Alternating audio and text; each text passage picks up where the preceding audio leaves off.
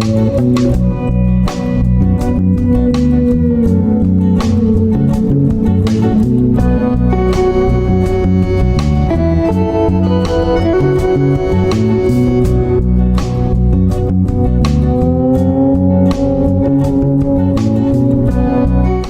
saludo a todos los radioyentes, la radio La Voz de María.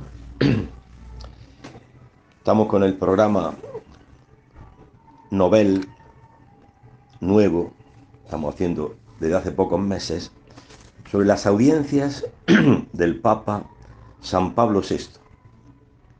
Audiencias son unas pequeñas catequesis que da no solamente el Papa San Pablo VI, también lo hizo Juan Pablo II, San Juan Pablo II, Benedicto XVI y ahora el Papa Francisco.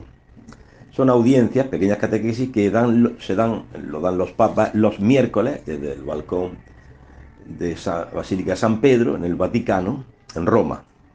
Y allí acuden siempre muchos peregrinos y también gente cristianos de Roma a escuchar al Papa. En la audiencia que vamos a ver ahora es del 24 de marzo de 1976. Por tanto, en plena Cuaresma, tiempo de conversión, y el Papa recuerda, dice así: volviendo al año santo, recordemos que el año santo fue el año anterior, 1975, luego el año 2000, cada 25 años, el año 2000, también San Juan Pablo II celebró en Roma el año santo, y aquí ya está en perspectivas, ya está preparando el año santo de 2025 con el Papa Francisco, si Dios le da salud y vida. Entonces el Papa San Pablo VI recuerda a todos los peregrinos, a los cristianos que acuden a la plaza de San Pedro en el Vaticano, pues les recuerda el año santo que ha acabado recientemente y les dice: volviendo al año santo, podemos ver una trayectoria en dos direcciones: el origen y el resultado. ¿Cuál fue el origen?, se pregunta el Papa San Pablo VI, de este año santo. El origen es el Concilio Ecuménico, acabado unos años antes, el Concilio Ecuménico Vaticano II.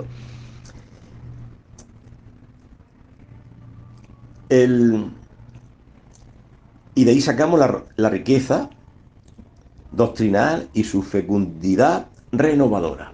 El concilio lo ve así el Papa, que lo concluyó, lo inauguró el Papa San Juan XXIII, falleció a los 2 años y lo continuó el Papa San Pablo VI, concluyó el concilio. El concilio, dice el Papa, es una riqueza doctrinal y una renovada fecundidad, una renovación para la Iglesia. ¿Por qué? Ustedes piensen que yo he participado antes del concilio, yo era 10 años, era un monaguillo que ayudaba a los sacerdotes, me daban una cartolina donde tenía que responder en latín, Dominus vobiscum, decía el sacerdote, y yo respondía leyendo, et cum spiritu tuo. Claro, yo no sabía lo que decía, pero era así, en latín. Luego, la Biblia prácticamente estaba prohibida. Y así, podríamos hablar de tantas cosas, ¿no? La Iglesia era considerada la pirámide, el Papa, los obispos, las monjas, los sacerdotes, eso era la Iglesia. Entonces el concilio ha supuesto una renovación eclesiológica, cristológica, poner en el centro el misterio pascual. Pensad que la vigilia pascual se celebraba antes del concilio el sábado por la mañana. El sábado por la mañana se celebraba. Fíjate, cosas. Entonces el concilio ha puesto la vigilia pascual, el centro de todo el año litúrgico, inspirado todo en la Pascua de Jesús, su muerte y resurrección. La Biblia dice, la Dei Verbum, una de las constituciones, es el alimento de todo cristiano, y la Iglesia venera por igual la Biblia, la palabra de Dios, como el cuerpo de Cristo, la Eucaristía. O sea, son los dos pilares de la Iglesia. Algún teólogo decía, si Martín Lutero hubiese leído la Dei Verbum, no se hubiese producido la ruptura protestante, ¿no? Los luteranos. Bueno, qué duda cabe que el concilio, y luego el concilio invitó a todos los países a hacer la liturgia en la lengua vernácula, o sea, la propia lengua. En Brasil, pues en portugués. En Ecuador, en español. En Estados Unidos, en inglés. O sea, que cada fiel pueda entender. Porque no vamos a oír misa. Fijaros que se decía antes del concilio, mandamiento de la Madre Iglesia, oír misa entera. ¿Cómo oír? El concilio, en la Sacrosanctum Concilio, ha dicho participación activa de los fieles. Tú piensas que antes del concilio el sacerdote estaba diciendo la misa en latín y había una viejecita allí que estaba rezando el rosario. Otra viejecita o viejecito estaba allí tocando un santo y rezándole al santo que le curase a su nieto, mientras el sacerdote decía la misa. Y todos los altares laterales diciendo, todos los sacerdotes diciendo misa. El concilio ha dicho quitar los altares laterales y el centro, la sede donde preside el obispo, el sacerdote y todo el cuerpo de Cristo, la iglesia, todos a una, escuchando la palabra de Dios, participando activamente, alabando a Dios con el canto, las moniciones, etc. Bueno, qué duda cabe que el Concilio Vaticano II ha sido movido por el Espíritu Santo para renovar la iglesia. Que ha habido falsas interpretaciones y cosas, bien, el Papa las va denunciando, San Pablo VI, como veremos ahora. Entonces, la primera cosa es el origen de este año santo, está en el Concilio Vaticano II, el Concilio Ecuménico. El concilio, otra cosa, la división de los cristianos.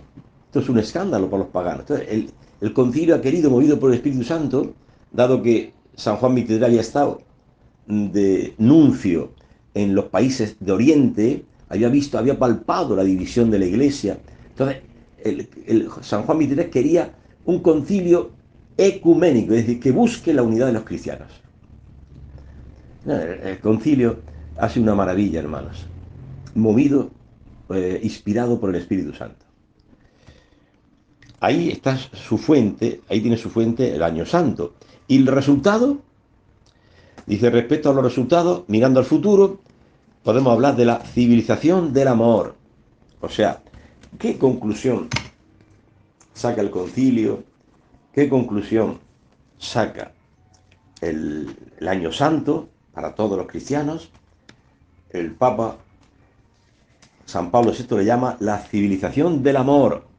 ¿Y cuál es el núcleo? Lo hemos repetido otras veces. El Papa dice que el núcleo de esta civilización del amor, inspiración del año santo y del concilio, ¿cuál ha sido? La primitiva comunidad cristiana, donde hay que mirar a Jerusalén. Eso es pastoral revelada. Los documentos del concilio de Orange o de Lyon o el concilio de Trento son documentos que servían en aquel contexto, pero lo que aparece en los Hechos de los Apóstoles, capítulo 2, eso es pastoral revelada, es palabra de Dios para todas las generaciones. Todas las generaciones de la iglesia tienen que mirarse ahí. Que también tengamos en cuenta los cánones del concilio de Trento o del concilio Vaticano I, bueno, está bien, pero hay una pastoral revelada que es modelo para todas las generaciones de la iglesia. Por ejemplo, ¿y qué dice? ¿Qué dice este núcleo de la civilización del amor? Pues si lees Hechos de los Apóstoles, capítulo 2, 42 siguiente, dice, los cristianos que habían creído en la predicación de Pedro, se habían hecho bautizar, se mantenían constantes en la enseñanza de los apóstoles, o sea, escuchando la palabra de Dios, en la comunión, en la fracción del pan, o sea, la Eucaristía, y en las oraciones. Nadie llamaba suyo a sus propios bienes, todo lo tenían en común. Este es el modelo. Tanto es así que, por ejemplo, una anécdota o un hecho maravilloso. Esto fue en el siglo I. Murió Cristo el año 33, pues un año después, se vivía este espíritu, aunque San Lucas lo escribiera en el año 80 de nuestra era, pero ya en el año 34 o 35 es testigo de esta forma de vida de la iglesia, este modo de vida, escuchando la palabra de Dios, celebrando la fracción del pan, la Eucaristía, en la oración, la comunión de bienes, etc. Eso se vivía ya en el año 34, 35, 36. La iglesia está viva, aunque los escritos no aparecen. Aparece Primer escrito, la primera carta a los tesalonicenses de San Pablo, que aparece en el año 43. Y luego, más adelante, escribe San Marco, el primer evangelista, años 60, 70. Luego San Mateo, San Lucas, años 80, 90. Y luego ya, sí, el año 100 más o menos, escribe San Juan, el último evangelista. Pero la iglesia está viviendo mucho antes. La vida aparece antes que los escritos aparecen después.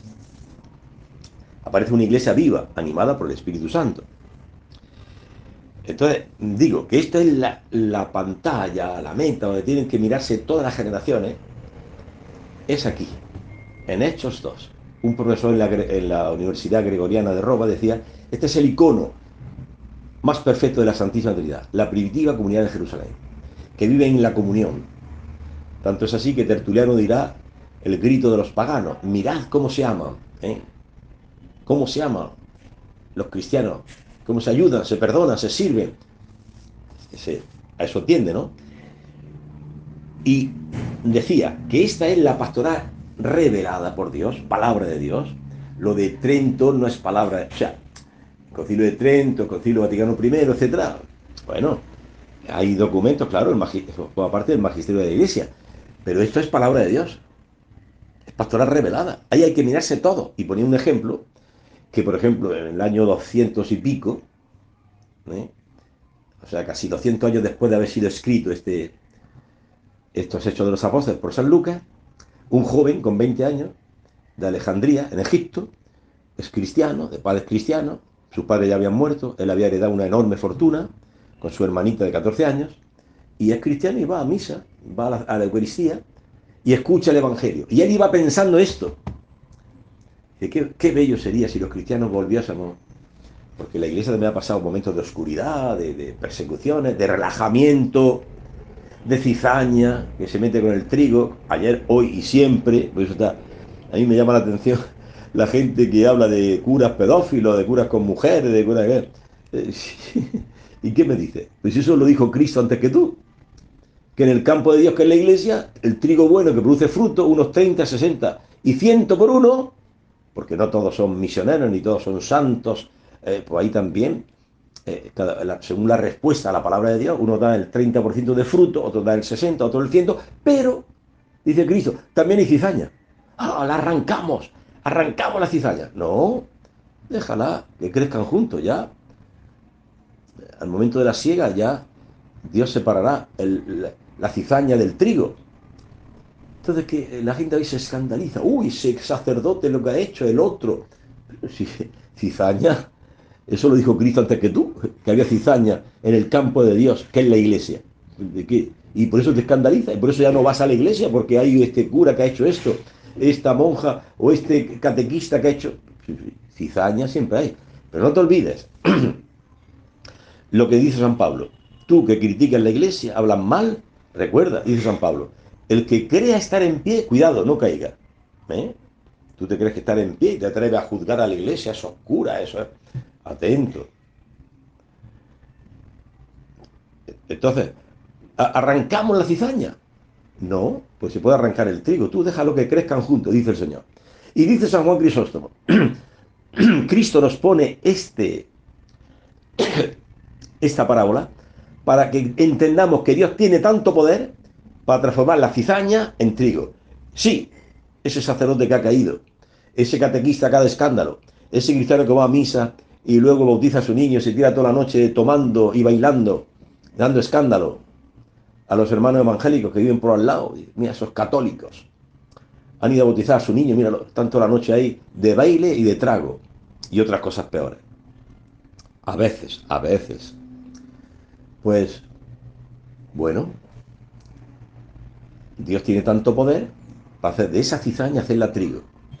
¿Cuántos cristianos yo conozco en la iglesia, aquí en mi parroquia, que han dicho, dice, yo vivía así y así, metido en el trago, mujeres, y era un desgraciado. He conocido el amor de Dios, me he confesado con un sacerdote, estoy viviendo una vida nueva, ahora arrastro a mis hijos a la iglesia, están también en las comunidades, escuchando la palabra de Dios, mis hijos. Y, y antes yo lo arrastraba a mis hijos con mi mal ejemplo, lo arrastraba al infierno. porque llevaba borracho a casa y peleas con mi mujer. Y mira ahora, habéis sido, dice San Pablo, tales erais algunos de vosotros, adúlteros, borrachos, pero habéis sido lavados, habéis sido justificados por la sangre de Cristo. Bien, entonces hemos dicho que la civilización del amor, que habla tanto San Pablo VI, el mismo San Pablo dice que esta civilización del amor tiene un núcleo, un corazón, que es la primitiva comunidad de Jerusalén. Mirad cómo se ama, era el grito de los paganos. Mirad, los cristianos, cómo se aman, se perdonan, se ayudan, son luz para el mundo. Vosotros sois la luz del mundo, vosotros sois la sal de la tierra, por el testimonio de vida, porque se ayuda. Decía San Pacomio, que es el padre del monaquismo cenobítico.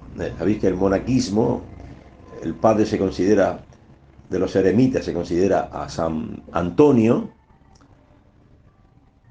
y el padre de la vida cenobítica, es decir, comunitaria, o sea, se considera San Pacomio. San Pacomio era un pagano, ¿no? Que iba a hacer la guerra y tal, y vio como en el barco donde iba, pues paraban en algún lugar, pues el río Nilo, había sus paradas, y los, los soldados atados con cadenas a veces, con heridas, muertos de hambre, de tanto sufrimiento, y llegaban a un puerto en el río Nilo, y bajaban unas personas y les curaban las heridas, y le daban de beber, y le daban de comer, y él se quedaba impresionado. Y él preguntó, Pacomio, un joven de 20 años, ¿y quiénes son estos? Y le dijeron, son cristianos, lo hacen por amor al Dios del cielo, dan gratis asistencia a los enfermos, a los necesitados, gratis.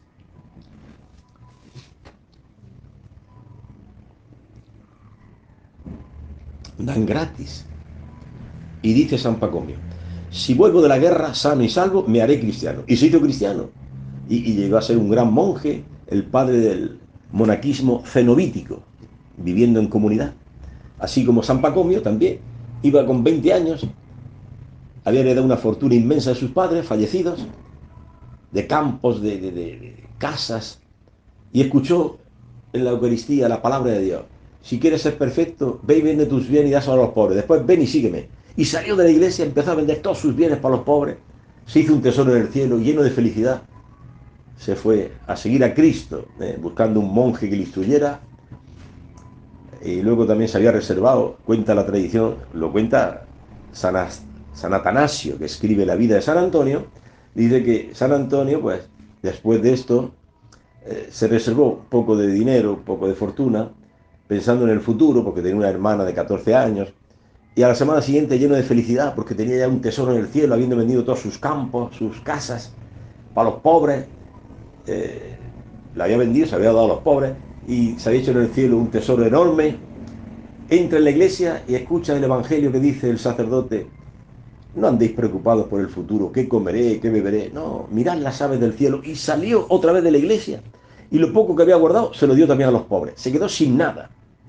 Entregó a su hermana a una fraternidad femenina, de una especie de vírgenes, de especie de religiosas que había allí junto a la iglesia, y él se fue ya al desierto a buscar un monje que le instruyera en el camino de Dios, y lo aprendió tan bien, se dejó modelar tan bien por el Espíritu Santo, que llegó a ser el gran San Antonio, abad, que hasta el emperador romano fue a buscarlo, a hablar con él.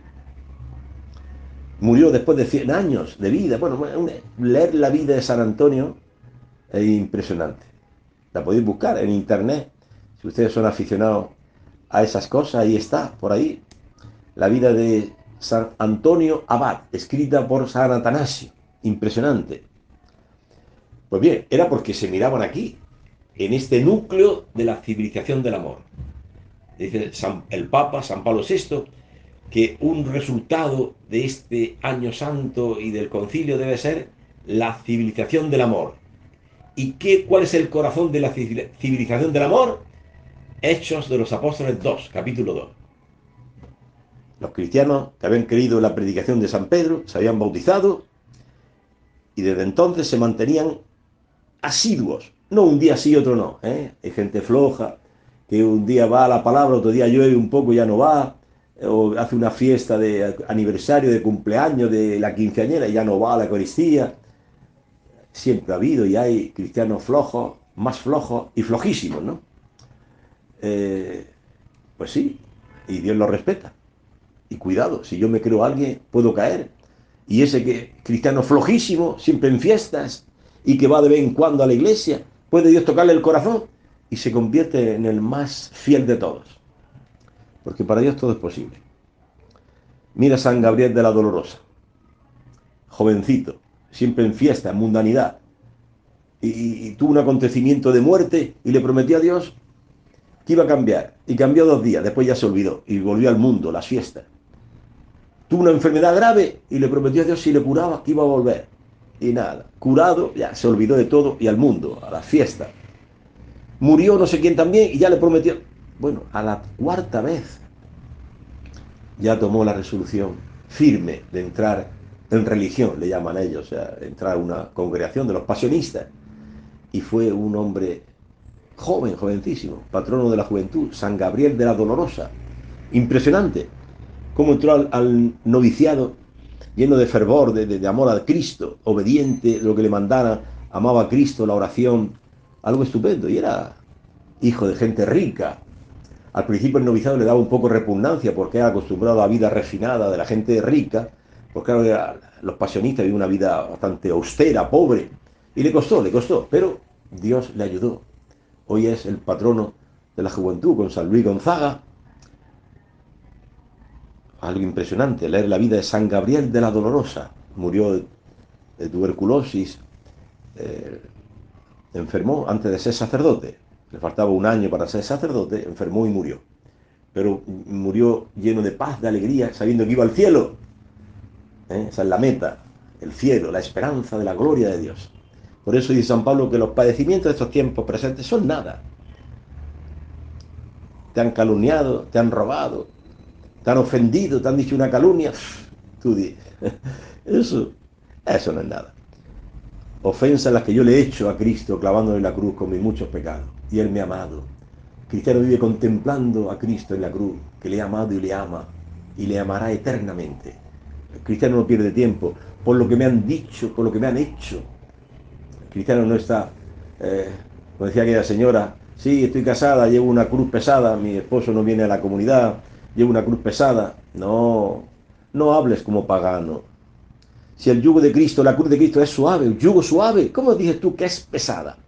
¿Por qué para ti la cruz es pesada? Ese marido que casi no quiere trabajar, que trabaja poco, trae poca plata y se emborracha y me ofende, llevo una cruz pesada. ¿Por qué le llamas cruz pesada? Porque mi esposo es así. No, porque tú no sabes luchar contra el demonio. Pues si tú supieras luchar contra el demonio, cuando el demonio te dice, mira, mira lo que hace. Trabaja poco, trae poca plata, ninguna casa, yo tengo que sacar la casa adelante y viene a veces tomado y me grita, me ofende. Cuando el demonio te dice esas cosas, tú, si sabes luchar según Dios, si eres buena combatiente cristiana, dirá al demonio, sí, sí, es verdad, pero eso es una pajita pequeña. Una viga enorme tengo yo, toda mi vida he ofendido a Cristo y lo he clavado en una cruz. Cristo es yo y yo lo he clavado en la cruz. Oh Dios, ten misericordia de mí, cuánto me has amado. ¿Y esto que hace mi esposo? Eso no es nada. Eso que hace mi esposa que me abandonó, se fue con otro hombre, eso no es nada. Para lo que yo he hecho. Yo he sido el que abandonó a Cristo solo en la cruz. Mi esposo no me ha abandonado. Sí, te abandonó hace 2 años, se fue con otro hombre. ¿Abandonarme? Yo he sido el que abandonó a Cristo, lo he dejado solo en la cruz, con mis ofensas, toda mi vida. Y Él me ama, me ha amado. Un cristiano vive una vida nueva. El cristiano vive una vida feliz.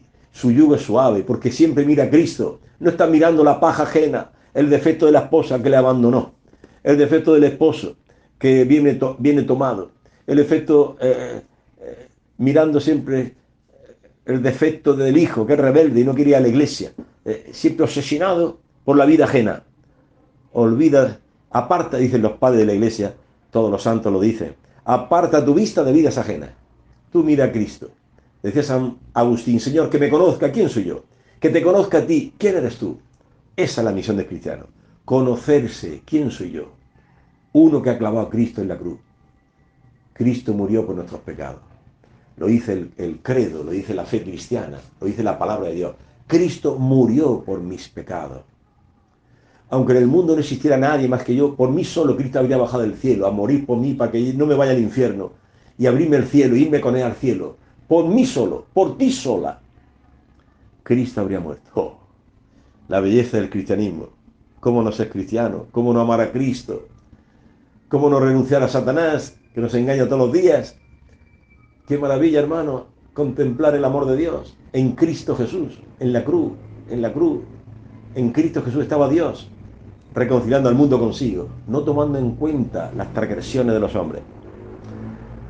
¿Cómo no amar a Cristo, hermano? Si me amó cuando yo era su enemigo, y ahora puedo vivir una vida nueva. ¿Y por qué vives una vida nueva? Porque Cristo me ama y he recibido su espíritu y ya disculpo, la caridad lo disculpa todo, lo comprende todo. Ese hijo rebelde, pues lo miras con otros ojos, porque tú sabes que fuiste ternera antes que vaca. Y entonces, pues, a ese hijito de 17 años, de 20, lo comprende. Le amonestas, le hablas con mucha misericordia. Perdón.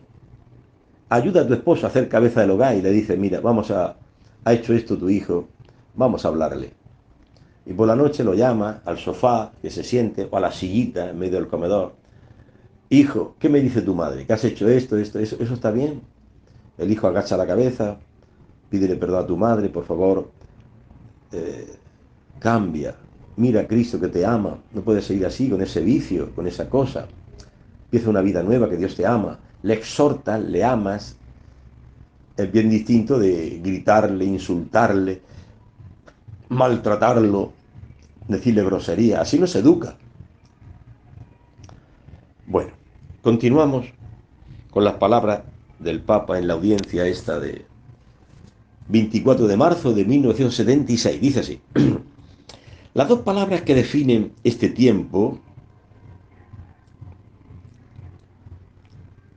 en la Iglesia son dos: la coherencia y la fidelidad. Las dos palabras que definen este tiempo en la Iglesia. Se refiere al tiempo de Cuaresma. Recordemos que esta audiencia el Papa la hace el 24 de marzo. La Iglesia entera está en plena Cuaresma, como hoy. Estamos hoy, que estoy grabando este programa, pues es el 8 de marzo, la fiesta de San Juan de Dios. Entonces, pues bien, ¿cuáles son hoy en Cuaresma, en este tiempo, un tiempo fuerte, un tiempo litúrgico fuerte, la Cuaresma? ¿Cuáles son las dos palabras que define este tiempo? Pues el Papa dice que son la coherencia y la fidelidad. ¿Coherencia en qué sentido? Pues ser testimonio, no ser un escándalo. Podemos ser testigos de Cristo o podemos ser un escándalo. Podemos ser luz o podemos ser tinieblas. Entonces dice, en este tipo de Cuaresma estamos llamados, como en toda la vida cristiana, estamos llamados a ser coherentes, o sea, ser testigos del amor que hemos recibido, del perdón que hemos recibido. Aquel vecino tuyo te pidió $200. Estaba angustiado, a su esposa la operaban, no tenía plata, era una emergencia, estaba asustado, estaba angustiado y, y le diste los $200. Se ha pasado un año y no te ha pagado nada. Entonces tú vas, porque tú eres testigo de Cristo, ¿no? Tú eres cristiano, sí, sí, padre, yo voy a misa. Entonces eres testigo de Cristo. ¿Eres cristiano? Sí, padre, sí. Bueno, pues entonces tú irás donde tu vecino en este tiempo de Cuaresma y le dirás, como has escuchado las palabras del Evangelio estos días, que dice Jesús, sean compasivos, perdonad y seréis perdonados. Pues entonces tú te vas donde el vecino y dices, oye vecino, ¿te acuerdas? O hermano de comunidad, o compañero de trabajo, le dirás, oye, ¿te acuerdas que hace un año me pediste $200? Y él agacha la cabeza, sí, sí, es verdad, no te he podido pagar, estoy sin trabajo, estoy mal, ten paciencia, ya te pagaré, sé que te debo $200. No, no, levanta la cabeza, vengo a darte una buena noticia, te perdono, esos $200 te los perdono. ¿Por qué? Hoy es un día grande para mí, porque me he hecho un tesoro a cuenta de esos $200. ¿Qué tesoro? Lo dice el Evangelio, perdonad y seréis perdonados. Vuestra vida pasada, Dios le perdona. Entonces yo vengo a decirte que te perdono esos $200, tranquilo, comprendo que tuviste una emergencia para operar a tu esposa, que ahora estás sin trabajo, estás más y tranquilo. Tienes una carga muy grande, que a veces que me ves por la calle, agachas la cabeza porque sabes que me debes $200 y yo quiero que levantes la cabeza. Vengo a perdonarte porque muchos más pecados me ha perdonado mi Cristo. Ese es el testigo de Cristo. Porque nos podemos llenar la boca de soy testigo de Cristo, soy cristiano, voy a misa. Sí, pero eso tiene que verse en los hechos, en las obras. ¿Qué obra? Por ejemplo, esta. Perdonad y seréis perdonados. Dios te perdona a ti todo el pasado, que tienes muchos pecados. Tenemos todos muchos pecados, ¿verdad? El justo peca 7 veces al día, dice la Escritura. Imagínate, el injusto como tú y como yo, ¿cuántos pecados tenemos? Entonces, en este tiempo de Cuaresma, dice el Papa, se nos invita a la coherencia, o sea, ser testigos, dar testimonio de Cristo, que Él nos ha perdonado, tú también perdonas. Testigo de Cristo. Dios te ha salvado de la esclavitud del trago, no vuelvas a Él. En este tiempo de Cuaresma y toda la vida, tu hermano, tu vecino, tu no sé quién, te invita a una fiesta de cumpleaños y allí corre el alcohol y tú, bueno, brindas con una copita de champán o de licor, una copita y después ya, o dos, máximo, máximo. Pero después ya te ofrece y te ofrece y no tomas. ¿Por qué? Porque tú eres testigo de Cristo, eres coherente y entonces pues te acusarán, se meterán contigo, te llamarán, ¿qué te ha vuelto hermanito? Ya no tomas, venga, toma otra, toma. No, no tengo que tomar, no, ya. Decía un monje del desierto a su padre espiritual, ¿puedo tomar 2 copitas, una copita de vino? Y dice, bueno, y 2, bueno, y 3, dice, si no existiera el demonio, también, pero atento, a la tercera copa, emborracharte, cuidado, eres testigo de Cristo, ¿no? A esto nos llama Dios en este tipo de cuaresma, ser testigo de Cristo. Y no tomas, ¿eh? Sobre todo ahora en cuaresma, pues no, no me emborracho, no. Perdonas, amas, eso es. Nos llama a Dios a la coherencia, a ser testigo. Y el otro punto, ¿cuál es? A la fidelidad. ¿Fidelidad a qué? A la fuente, que es Cristo. Fidelidad y coherencia, que tienen su fuente, ¿dónde? En el Evangelio. Dice el Papa, citando el Sermón de la Montaña, San Mateo dice, no el que me diga Señor, Señor, entrará en el reino de los cielos, sino el que haga la voluntad de mi Padre Celestial. Y también dice el Señor, quien persevere hasta el fin, ese se salvará. Entonces, fidelidad al Señor. O sea, no basta con orar. No el que me diga Señor, Señor. Se refiere a la oración, los salmos, la oración. Sin oración no hay vida cristiana. Pero no basta la oración. Eso es un árbol con hojas. Bien, que un árbol tenga hojas es signo de vitalidad, está bien, pero no bastan las hojas. Y el fruto, no basta con rezar, con orar. No es que yo en Radio María oigo todas las horas, liturgia de las horas y también las misas y el rosario. Bueno, eso está bien. Pero, ¿y las obras? Ama a tu esposo, amas a tu esposa, ama a tus hijos.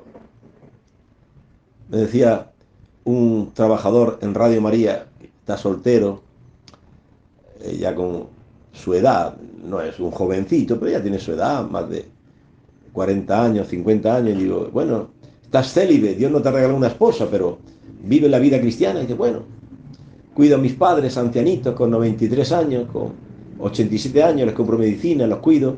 Muy bien, fíjate, esta persona que gana plata, en vez de gastársela con amigos en borracheras, compra medicina a sus padres, los cuida, vive con ellos.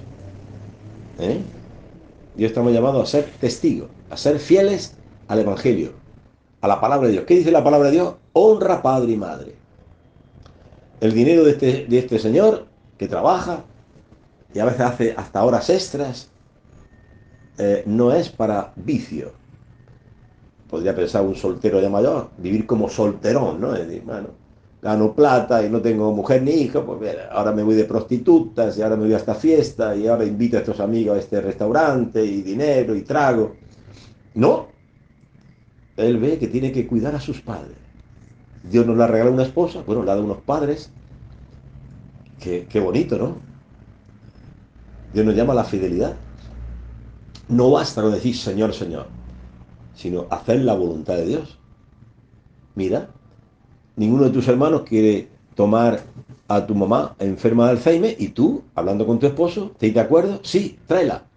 Y le lavas a tu mamá con Alzheimer, ancianita, le das la comida, eso es. No existe premio más grande para un cristiano que honrar padre y madre, y sobre todo cuando están ancianitos, enfermos, y sin murmurar, no está siempre quejándose que mi hermano no me ayuda. Bueno, tú has hablado con tus hermanos, sí. ¿Has hecho una reunión familiar? Sí. ¿Has expuesto el caso? La mamá enferma con Alzheimer. Sí. Tu hermano escurre en el bulto. No tienen planta, no quieren. Bueno, tú eres cristiana. Da testimonio. Acojo a mi madre en casa, con permiso de mi esposo. La tenemos en casa. Y la tenemos como una corona, como un tesoro, como un diamante.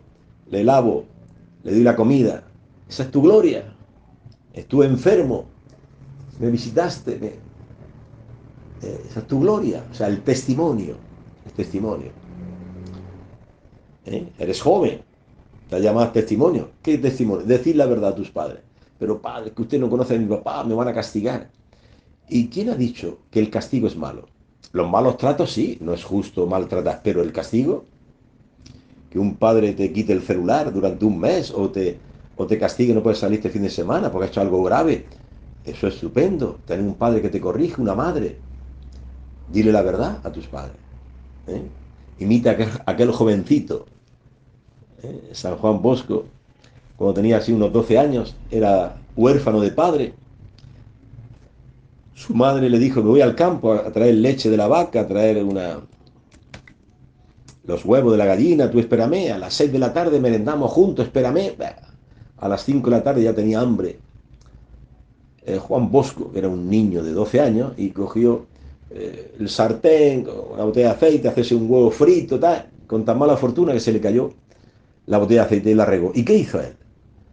Recogerlo todo y ocultar y mentir a su madre. ¿Dónde está la botella de aceite? No la encuentro. No sé. Mentir, como muchas veces hacemos o hemos hecho. Él no. Juan Bosco se fue al patio de casa, cogió de un mango una rama, le quitó las hojas y esperó a su madre en la puerta de casa. Cuando llegó le dijo, mami, tome esta vara, esta rama, castígueme, lo merezco. ¿Qué ha pasado, hijo?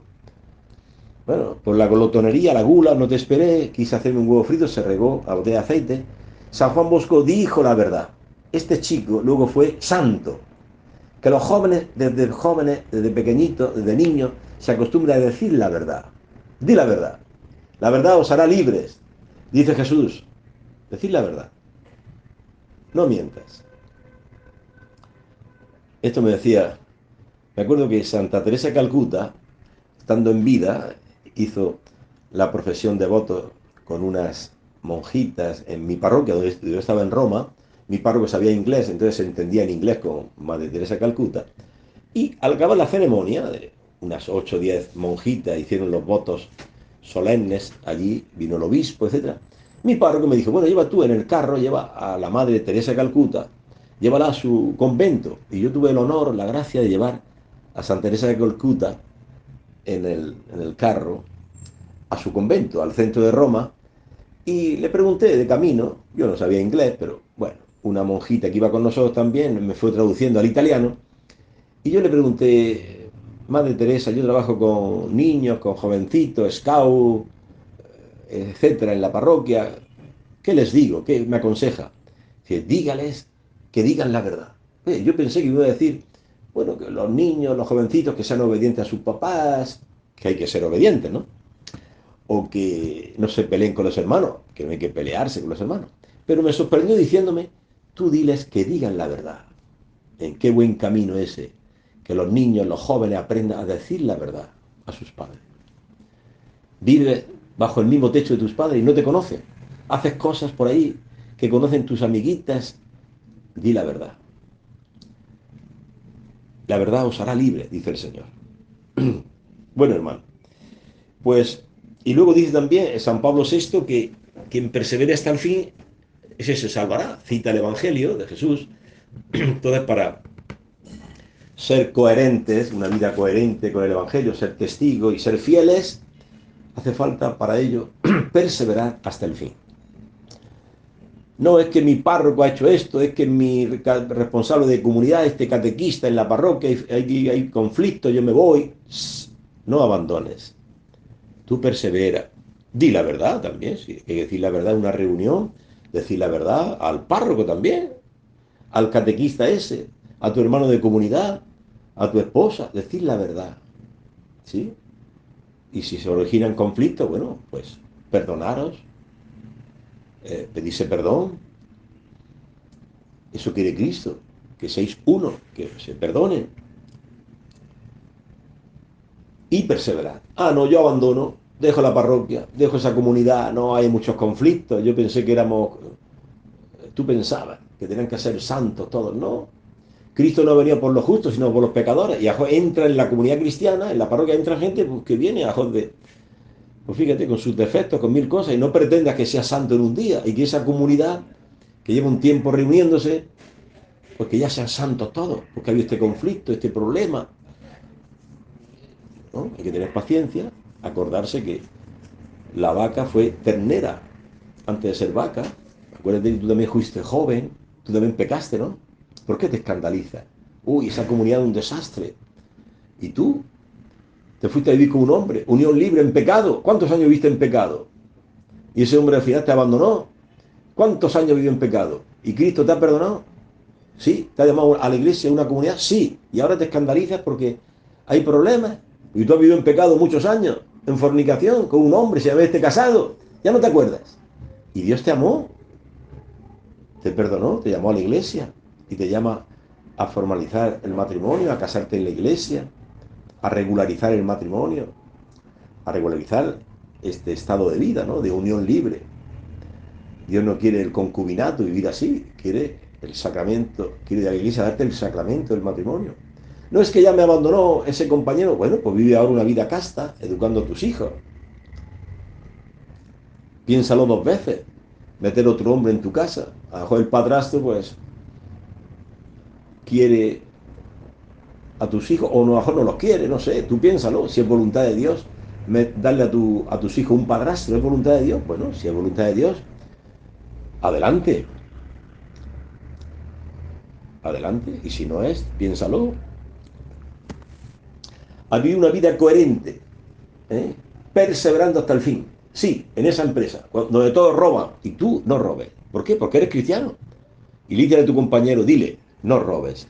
Dios ha dicho en el Sinaí, palabra inmutable, no robarás, no adulterarás, no matarás. Eso es palabra de Dios. Y Cristo no ha venido a quitar la ley, ha venido a darle cumplimiento a lo que nosotros no podíamos cumplir. No robes. Y así eres testigo de Cristo, no robando. Pero es que con el sueldo base, lo que gano, no me alcanza. Bueno, pues ajustate. Dice San Pablo, contentaos con lo que tenéis.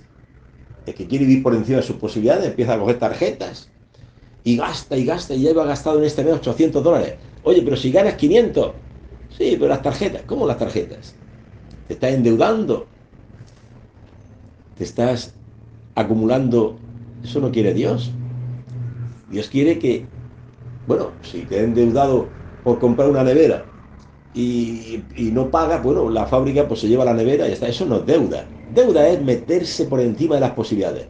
En un colegio de paga, $200, el, el expreso que hay que pagar no sé cuánto, luego el celular para cada hijo, de no sé qué, y al final, pues, son unos gastos casi de $1000. Oiga, pero si ganan 700, ¿cómo? Tú tienes que saber vivir. Si no puedes estar en ese colegio, mándalo a otro. Por ejemplo, hay que contentarse con lo que se tiene, no vivir por encima de las posibilidades. Así se es testigo de Cristo. Si no, eres un vulgar ladrón, que despilfarrador, que despilfarra el dinero, se va a restaurantes, se va a esto, a lo otro, y se está endeudando, cada día se endeuda más. ¿Eso es testigo de Cristo? No.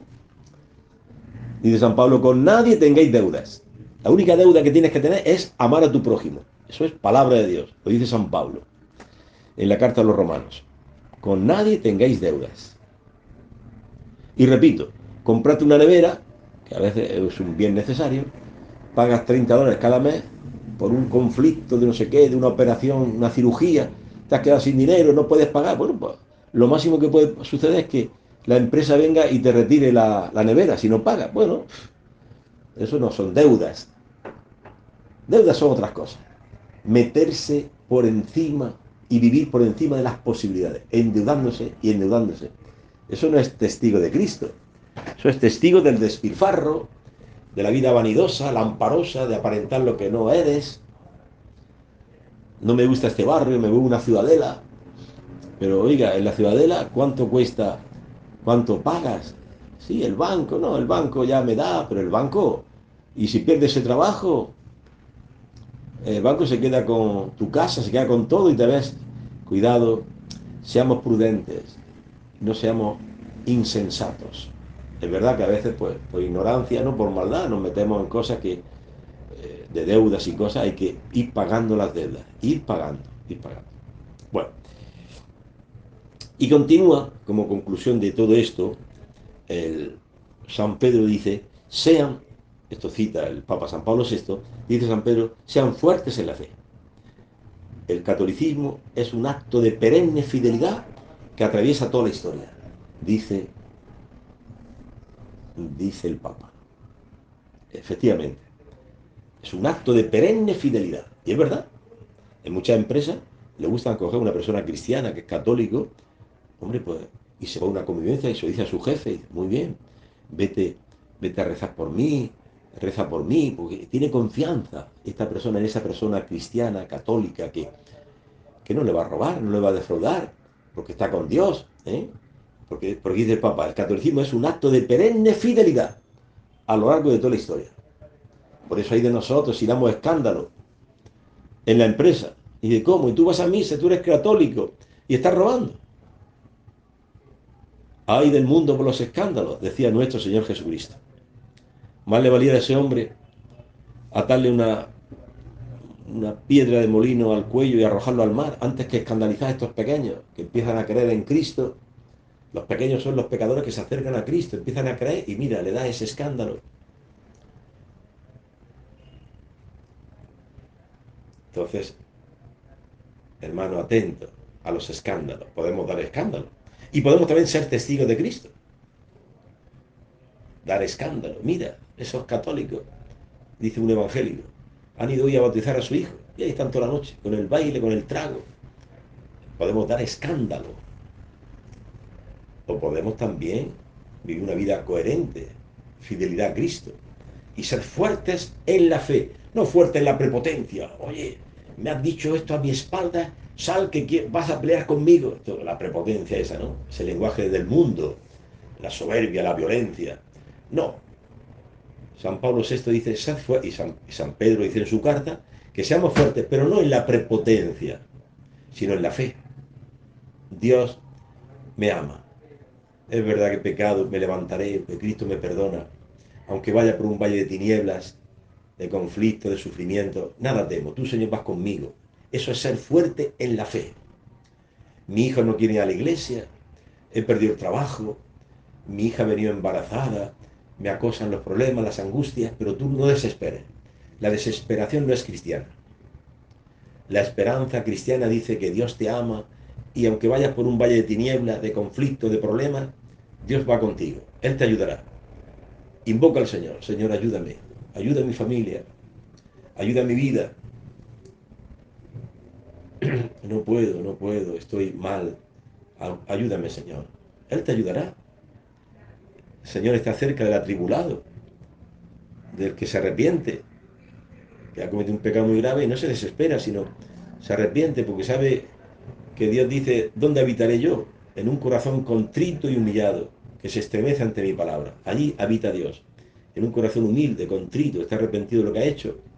Esa mujer que va bañada en lágrimas a confesar con el sacerdote que ha matado a su hijo en su propio vientre, es el crimen abominable del aborto, dice la iglesia. Tú tienes que escuchar la voz de Dios y de la iglesia, no del mundo. El mundo es enemigo de la iglesia, enemigo.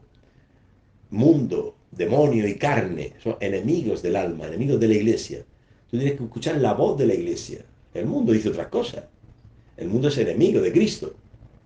El mundo quiere dinero a toda costa, como sea, aunque sea vendiendo droga, aunque sea robando, pero dinero, dinero, el mundo. Aunque sea no pagando el SRI, llevando doble contabilidad, no pagando los predios municipales, no pagando impuestos, mintiendo. Pero el cristiano vive de otra manera, aceptando los hijos que Dios le dé, confiando en Dios que los cuidará. Yo veo qué maravilla cuando veo en mi parroquia, veo una catequista embarazada del sexto hijo, otra hermana con su esposo, esperando el séptimo hijo.